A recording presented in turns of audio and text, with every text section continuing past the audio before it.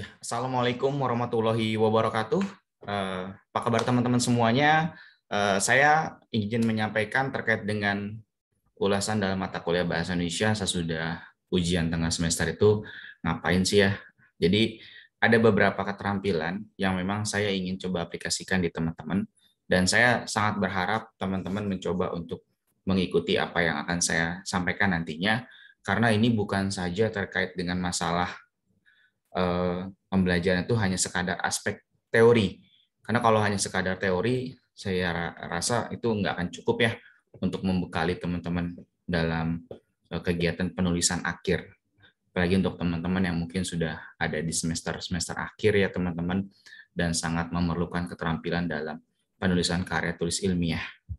Oke, baik saya izin menampilkan share screen-nya. Jadi saya nggak langsung membahas bagaimana kita menyusun pembahasan ataupun riset yang baik gitu teman-teman. Sebelumnya kita sudah pernah membahas terkait dengan judul ya dalam karya tulis ilmiah dan saya rasa teman-teman sudah bisa menentukan judul-judul yang baik. Dalam penulisan karya tulis ilmiah, judul itu kadang ada yang bisa dikategorikan ini ya teman-teman ya.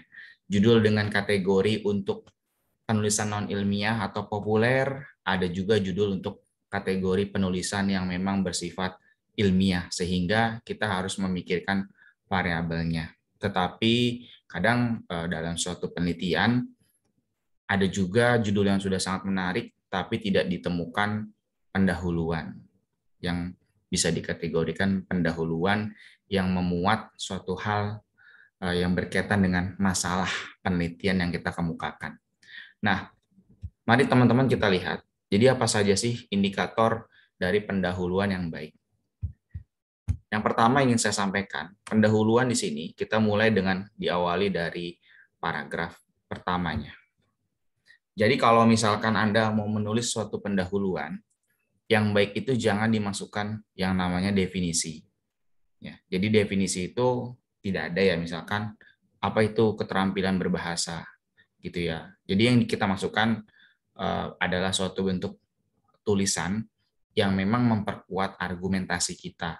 Jadi bisa kita ambil di dalam suatu karya tulis, misalkan yang saya contohkan sebagai satu dari 4 keterampilan berbahasa, menulis menjadi salah satu keterampilan yang sulit dikuasai oleh mahasiswa. Nah, ini bukannya suatu teori atau definisi, melainkan ini adalah suatu bentuk latar belakang masalah gitu. Kenapa saya tertarik membuat judul peningkatan keterampilan menulis misalnya gitu ya, yang berkaitan dengan latar belakang ini. Karena ini memang saya ambil dari artikel saya, teman-teman. Kemudian di sini teman-teman bisa melihat bahwasanya saya memasukkan yang namanya catatan badan. Ya, saya menggunakan aplikasi Mendeley. Ya, jadi saya mengambil penelitian yang sudah pernah dilakukan oleh Astuti tahun 2014. Lalu saya perkuat lagi. Kesulitan ini terjadi karena menulis bukanlah suatu hal instan yang mampu dimiliki oleh mahasiswa. Ini adalah masalah dan tidak ada saya memasukkan definisi.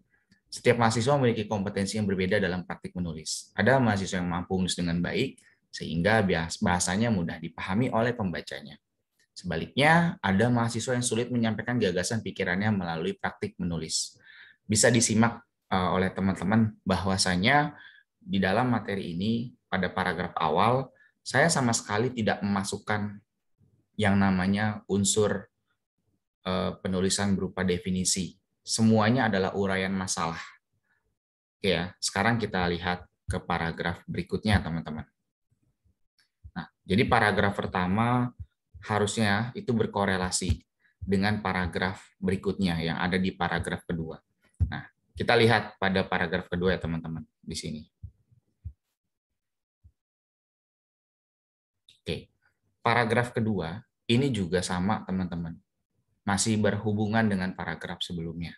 Jadi paling penting dalam penulisan pendahuluan, mohon diperhatikan, jangan sampai Anda membuat paragraf awal, paragraf kedua, dan seterusnya itu tidak saling berhubungan. Ya, jadi ini masih menjadi suatu bentuk korelasi antara bentuk penulisan paragraf 1 dan paragraf kedua. Di dalam kelas Bahasa Indonesia, menulis menjadi luaran perkuliahan yang harus dikuasai mahasiswa. Salah satu luaran dari menulis yaitu penulisan skripsi yang baik dan benar. Lalu ada pertentangan di sini yang saya masukkan. Masih ingat ya, ada pola macam-macam ya, ada PSP, PDK, dan lain sebagainya dalam tulisan paragraf.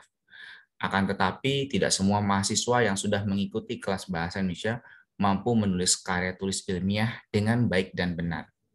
Prodi melaporkan beberapa kasus kesalahan dalam penulisan, seperti huruf kapital, tanda baca, kata depan, awalan, dan bentuk kalimat yang tidak efektif.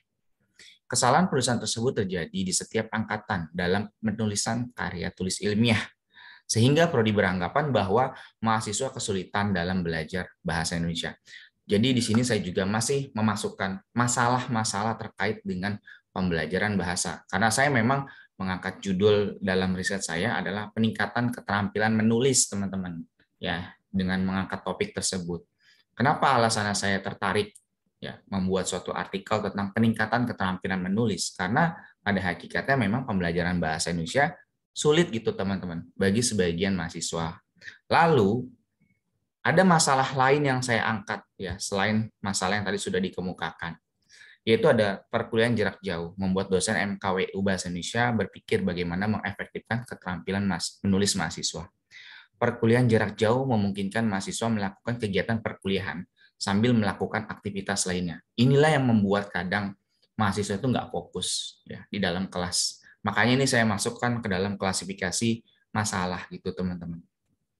Kemudian ada juga yang masalah selama perkuliahan jarak jauh, kadang mahasiswa membuat laporan gitu, Pak, mohon maaf, kameranya saya nonaktifkan, gitu, dan lain sebagainya. Nah, inilah yang saya sampaikan bahwasanya ketika mahasiswa mengatakan hal tersebut, ini asumsi saya, mahasiswa itu memang ada yang mengatakan sebenarnya, dan ada juga yang, mohon maaf ya teman-teman ya, menghindari dosen. Dengan konteks menghindari yang bagaimana? Dia nggak mau gitu dilihat aktivitas yang sedang dia lakukan. Kadang dalam perkuliahan dia sambil tinggal kemana-mana, bahkan saat mengisi presensinya tiba-tiba lupa. Ya, walaupun saya ini termasuk dosen yang sebenarnya tidak tegaan kalau memberikan nilai mahasiswa. Jadi ya sudahlah, tidak masalah. Tapi yang penting dia punya tugas akhir seperti itu. Oke, jadi dari paragraf-paragraf yang sudah saya sampaikan, paragraf pertama, paragraf kedua, dan paragraf ketiga, ini sama-sama masih berkorelasi. Ini membuat masalah, ya, uraian masalah disampaikan. Lalu ada lagi di paragraf keempat juga, kalau teman-teman lihat, ini masih membahas tentang latar belakang masalah, gitu ya, teman-teman. Nah, lalu biasanya teman-teman di dalam latar belakang masalah, selain ada masalah, apalagi yang dimasukkan, yaitu literatur review, ya, atau penelitian terdahulu. Ya, penelitian terdahulu ini penting dimasukkan. Ya, kenapa penting dimasukkan? Karena penelitian terdahulu ini memungkinkan kita untuk melakukan pengembangan dari penelitian yang sudah pernah dilakukan oleh orang lain. Misalnya saja, saya ini adalah peneliti di tahun 2021, tapi ternyata sebelumnya 2017, 2019 gitu ya. Ada yang pernah melakukan penelitian serupa terkait dengan apa yang sedang saya kerjakan di tahun 2019. Nah, apa yang sudah pernah dilakukan oleh orang lain, kita harus amati berapa persentase keberhasilan risetnya, apa yang dia berikan gitu ya untuk penelitiannya. Kira-kira perbedaan apa antara yang sedang kita lakukan dengan yang orang lain lakukan. Maka ini penting, teman-teman. Pendahuluan itu bisa menjadi indikator Anda itu bisa dikategorikan risetnya baik atau tidak, itu dari pendahuluan. Sebenarnya ini yang memuat unsur kuat atau tidaknya riset yang sedang Anda lakukan. Kalau misalkan tidak dikategorikan kuat, bagaimana penilaiannya? Ya, di mana latar belakang masalah itu di bagian pendahuluan tidak ditemukan, tapi yang ditemukan justru teoretik. Seperti itu ya, teman-teman. Kemudian, jangan lupa Anda menguraikan sedikit saja perbedaan penelitian yang sedang Anda lakukan dengan penelitian yang orang lain pernah kerjakan. Tujuannya apa? Tujuannya untuk menjadi pembanding bahwa riset yang sudah Anda lakukan memang ada riset yang bisa termasuk kategori baik dan berbeda gitu ya dengan penelitian terdahulu. Lalu jangan lupa teman-teman, sebagai penutup ya, penutup dari penulisan yang mungkin tadi sudah kita bahas ya, adalah tujuan penulisan artikel. Teman-teman mau nulis artikelnya itu untuk apa? ya, itu perlu disampaikan. Karena kalau di dalam makalah kita akan memasukkan yang namanya rumusan, gitu ya, batasan. Tapi kalau di dalam artikel itu biasanya sudah terintegrasi menjadi satu di dalam paragraf penutupnya. Nah, biasanya disampaikan seperti ini. Tujuan penulisan artikel ini untuk meningkatkan kemampuan menulis ilmiah pada mahasiswa melalui MKWU Bahasa Indonesia. Mahasiswa yang sebelumnya tidak mampu menulis ilmiah dengan mendapatkan bimbingan dan pemahaman dalam penulisan karya tulis ilmiah dengan memahami dasar dalam penulisan ilmiah yang benar. Peneliti berharap mahasiswa mampu mengoptimalisasikan dalam praktik penulisan karya tulis ilmiah. Jadi kita tidak memberikan jaminan bahwa mereka itu akan menjadi pakar bahasa, tidak. Tapi mereka bisa gitu minimal. Walaupun ada mungkin praktik-praktik penyusunan karya tulis ilmiahnya yang tidak baik gitu ya. Maksudnya dalam konteks penggunaan kata baku, kata depan yang salah, awalan, ataupun ditemukan kalimat-kalimat yang tidak efektif. Oke ya, seperti itu teman-teman. Baik, terima kasih. Semoga teman-teman bisa menulis latar belakang masalah yang baik dan benar sesuai dengan topik dan juga judul yang Anda pilih. Sampai jumpa dalam materi berikutnya. Saya akhiri, wabillahi taufik wal hidayah. Wassalamualaikum warahmatullahi wabarakatuh.